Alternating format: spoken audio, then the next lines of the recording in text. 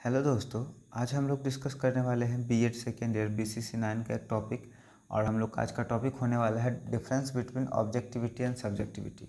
तो इसे हम लोग डिटेल से डिस्कस करेंगे। तो चलिए स्टार्ट करते हैं अपना video. Hi, this is Mohan Roy, founder of career path institute. मैं आप लोग का अपने यूट्यूब चैनल पर स्वागत करता हूँ। आज हम लोग समझेंगे ऑब्जेक्टिविटी और सब्जेक्टिविटी में क्या अंतर होता है इसे। There are lots of philosophical issues relating to the question of objectivity and subjectivity of a statement, information, judgment, point of view or anything else. Statement is said to be objective when it is based on the facts. देखिए यहाँ पे सबसे पहले objective किसे हम लोग कहेंगे, यहाँ पे क्लियर करने की मैंने कोशिश किया है।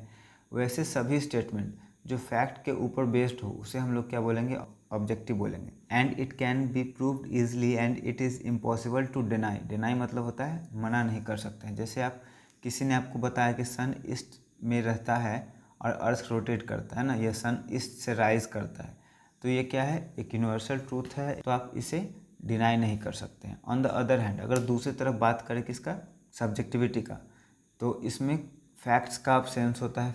ये ऐसे ही हवा वाली बात कह सकते हैं आप। On matter the statement become subjective. तो वैसे सभी मैटर जिसमें कोई फैक्ट नहीं हो, कोई प्रूफ करने के लिए आपके पास बातें ना हो, तो वो क्या कहलाएगा, सब्जेक्टिविटी कहलाएगा। There are so many differences in objectivity and subjectivity, some of them are following. इस तरह से जब भी डिफरेंस करने के लिए रहे तो आप क्या कर सकते हैं, अपने पॉइंट को आगे बढ़ा सकते हैं। देखिए, जब भी आप डिफ्रेंसिएशन का क्वेश्चन बनाए ना, तो आप क्या कर ले, 3 कॉलम बना ले, जिसमें एक में बेसिस डालिए, दूसरे में ऑब्जेक्टिविटी डालिए और तीसरे में सब्जेक्टिविटी। जो भी आपका टॉपिक है उसको रिलेट करके डाल दीजिए, है ना। और देखिए किस बेसिस पर आप कर रहे हैं वो सबसे पहले आपको क्लियर होना चाहिए। तो सबसे पहले मैंने यहाँ पे मीनिंग लिखने का कोशिश किया है।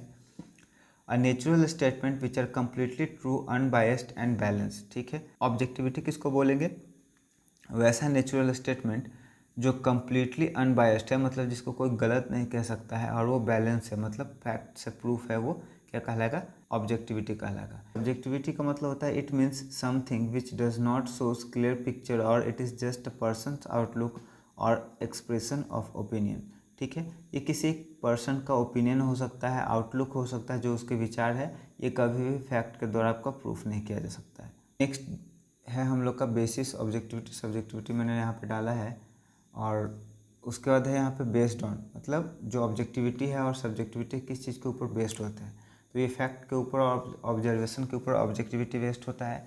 सब्जेक्टिविटी एज्यूम्सन, मतलब कल्पना, बिलीफ और ओपिनियन, किसी दूसरे के सलाह, ऐसे ही जो आप मानते चले आ रहे हैं उसके ऊपर। ट्रूथ, अगर सच्चाई की बात करें तो ऑब्जेक्टिविटी प्रूवेबल होता है, ये सब्जेक्ट रिलेटिव होता है।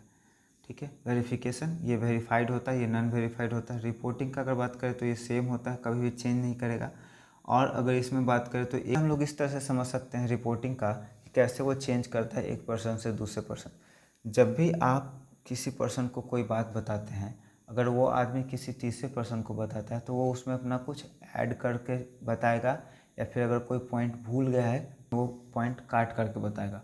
ऐसा कभी पॉसिबल नहीं है कि एग्जैक्ट जो आपने कहा वो पूरा 100% कॉपी वो कर दे, है ना। उसका डिसीजन मेकिंग इसमें कर सकते हैं, इसमें नहीं कर सकते हैं। यूज्ड इन, अब इसका यूज कहाँ होता है, टेक्स्ट बुक लिखने में और इंसाइक्लोपीडिया के फॉर्मेशन में। इसका यूज होता है ब्लॉग में, कमेंट में, सोशल मीडिया में और बायोग्राफीज़ में, है ना। मतलब जहाँ पे आपको कोई ज़रूरत नहीं है वैलिडिटी का, वहाँ पे आप इसका यूज कर सकते हैं। लास्ट में हम लोग कंक्लूजन के साथ अपने आंसर को ख़त्म करेंगे। At the end of discussion we can say that the objective information is one that produce to complete truth and subjective information is changes from one person to another person. और last में हम लोग बस यही कहेंगे कि objective क्या है, वैसा इन्फॉर्मेशन है जो कि प्रूव्ड है, ये कभी नहीं चेंज करेगा। और सब्जेक्टिविटी ऐसा है जो कि एक पर्सन से दूसरे पर्सन में चेंज कर जाता है जाने पर। तो आई होप मेरे वीडियो से आपको ज़रूर मदद मिली होगी। वीडियो का पीडीएफ आपको डिस्क्रिप्शन में मिल जाएगा, टेलीग्राम का लिंक दिया, वहाँ से जा कर के डाउनलोड कर लें। और जो भी आपको डाउट है या कोई नया टॉपिक जिसके ऊपर आप वीडियो चाहते हैं तो उसे आप कमेंट बॉक्स में ज़रूर कमेंट करें। मैं कोशिश करूँगा कि जल्द से जल्द मैं उसका वीडियो बना दूँ। मेरे चैनल को सब्सक्राइब करने के लिए थैंक यू सो मच।